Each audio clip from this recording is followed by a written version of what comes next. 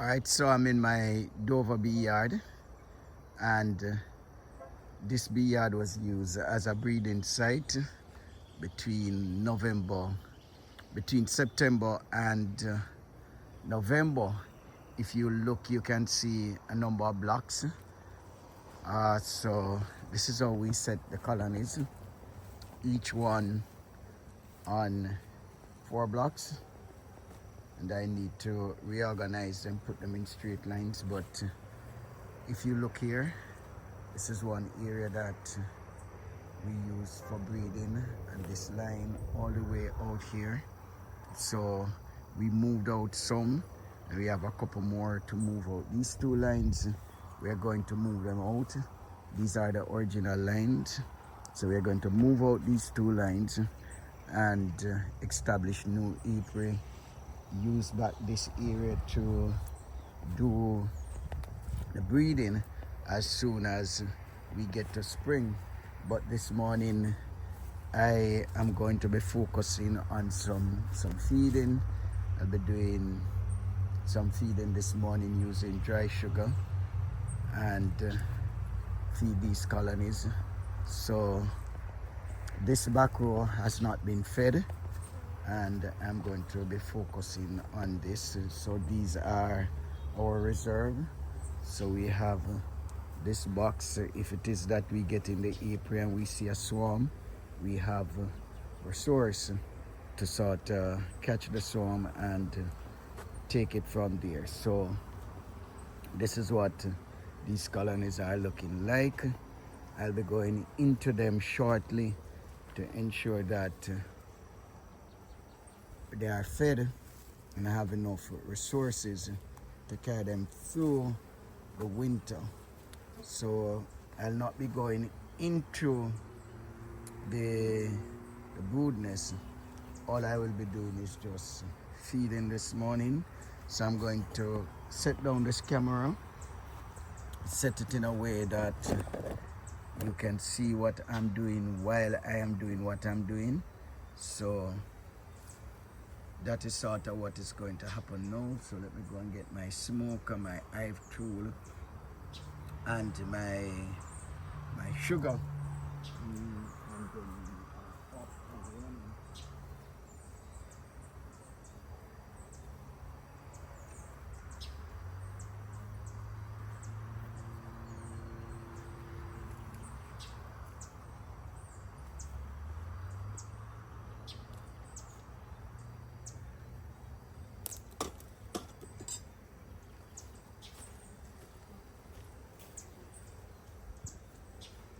Alright, so I'm going to go through one of the boxes with you, and once I go through that box, then I'll close the camera, focus on feeding the rest of them. I have about 2 or 3 more apiaries that I need to complete today, so they need to be fed. So I'm going to close that down, move on to another apiary, and ensure that I get through with all of what I need to get through for the day. So let's go. You're going to walk all the way through these steps with me. Good. So this is the one I'm going to be looking at, A6, and this is one of my mother colony. This is one of the colony I breed from. I was feeding sugar syrup, and this is what it looks like. So they completely consumed this bag. Number of bees died in it, and this is one of the challenge we have sometimes when we use the bags. But what I have noticed as well is that they have not been totally consuming the sugar syrup as they used to. As soon as the time gets cool, then we have that challenge. So I normally use the bags to put my sugar syrup in. So this is to put my sugar in, my dry sugar in. So this is sort of what I am going to be doing now. Just lift up this one and look, and yeah, there is a fair amount of bees in the second box. I think more is in it than I expected. So I'm going to fold this. I'm using dark sugar to feed them. So I'm going to full this with the sugar. Watch me.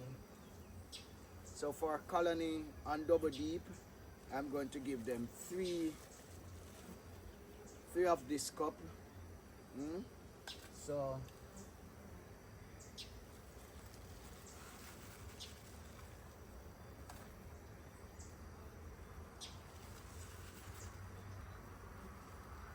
I probably could give them another.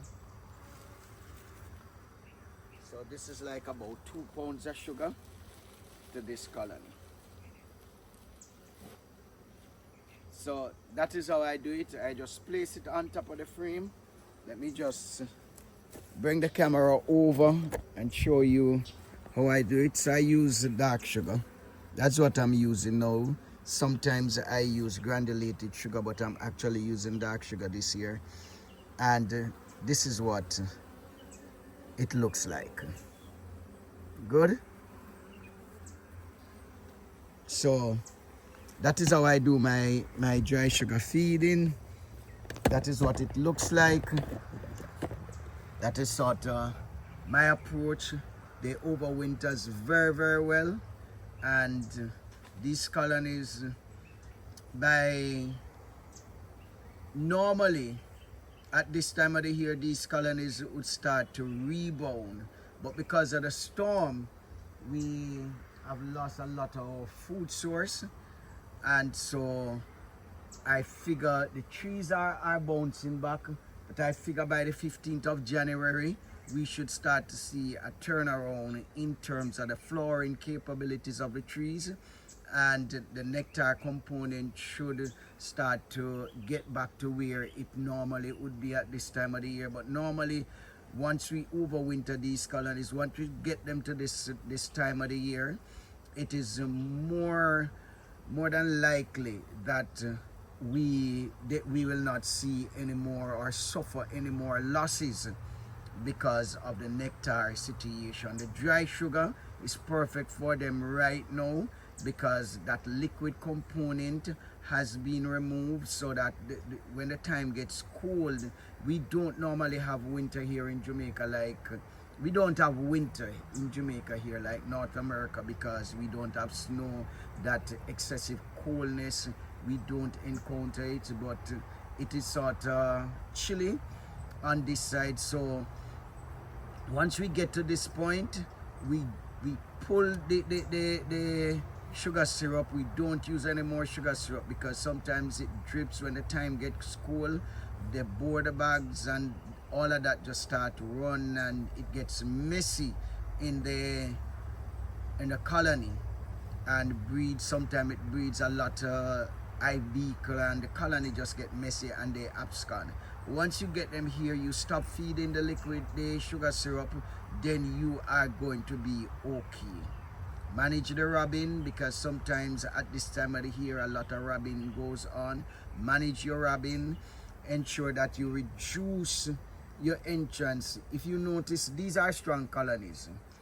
They are strong. We are looking at, for example, like about 8 frames in these double deeps. Sometimes the bottom is sealed out, and just some amount of bees, not very many bees in the second deep, but sufficient to keep the frames healthy, so that and prevent the malt bat from really taking it up. So that's good where they are. Those 3, they are good because they have enough bees, sufficient bees to manage both deeps, right? So that is sort of our focus, to ensure that those deeps are properly managed, enough sufficient bees are in them to manage them, so that they can overwinter and we do not lose our resources. So those are strong colonies. They always overwinter like that. I have had this colony, this one A6. It comes, it's the sister, the direct sister to A1 at home, and you'd hear me talk about A1 several times, but this is the direct sister of A1. This was a bee apricot child. I closed down that April, move. They sold out some of the colonies and moved the rest of them here. So this is what this is the daughter of A6. So this comes from this, and this comes from this, right? So that is sort of what it is. Look, and this is how they always overwinter. Double deep, and the honey super is used for feeding. At this time of the year, we use it definitely to put the sugar syrup or to put the dry sugar. But once we get to this stage, we are okay.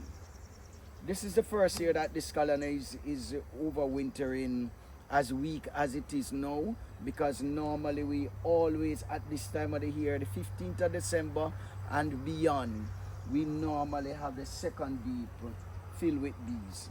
So this I can bet on this colony. We always have it. So by the time it catch to the 25th, the 28th of December, we start moving up a frame from the second deep into the honey super to move the bees up, a seal frame of brood from the honey super to move them up to prevent early swarming. So we normally move them up here, and by the first week of January, then they would start whitening up this this honey super. But this year, as I said, because of the storm, all of that, we are way behind where we would be at this time of the year. So we are riding the waves as we go along, going with the flow to ensure that we we manage the colonies that they can start to produce as soon as we get to about the 15th of January, based on what we are seeing in the environment. By the 15th of January, the 20th of January, somewhere middle of January to the end of January, this box, they should be in this box in a dominant way in all of these three colonies, and there's one there as well. So this is how we can really get ourselves prepared by just understanding what each colony does on a year by year basis. So we know these colonies, this one in particular, this one and this one, we know them. This is how they overwinters. And if you look, you can see that they are coming in with pollen on their legs, right? So once pollen is coming in, we have the sugar syrup, we have the dry sugar, then we know that these colonies are in good health and they are going to overwinter very well. I think I have like about 51, 52, somewhere between 50 and 60 colonies in this April. The other day it was 90 and we moved them out. In a short while, in like about another 6 weeks or so, we are going to go back up to 90 or 100 in this April, so that we can really establish new Aprils to sort of achieve our overall objective. This is a nice area. It's a massive area, a lot of vegetation. So we are going to ensure that we set up a number of April all over this region to, you know, sort of achieve our objectives. Our basic objective is to have a number of colonies in a particular region so that we can control the genetics, because what you might find when you enter into certain areas is that you might find that there are the area has a number of aggressive bees, and by virtue of that, you find that your bees sort of start to become aggressive. I take a zero tolerance approach to aggression in bees. I believe that because here I am now, I can just take off my apron, take off my veil, stand here and just talk for another 15-20 minutes. So these bees, they are very calm. All my bees in all my apiaries, they are calm. If I find a bee that is aggressive, then I'm going to kill the queen and replace it with a calm genetics. And I particularly focus on A6 breeding because it is a direct sister of A1. Those bees, they are extremely calm. And if you notice, this one is open. Bees is in the second deep, bees is in this one. And I have not used a smoker as yet since I came here, and they are calm, they are good, they are okay. Right? So keep you posted. I, I I'll ask you to follow me all the way through the season with A6. Mark this one, A6. This one is A6 from Trial, and I have a A6 from Dover. So pay attention, you're going to walk with me all the way through. All right, keep you posted.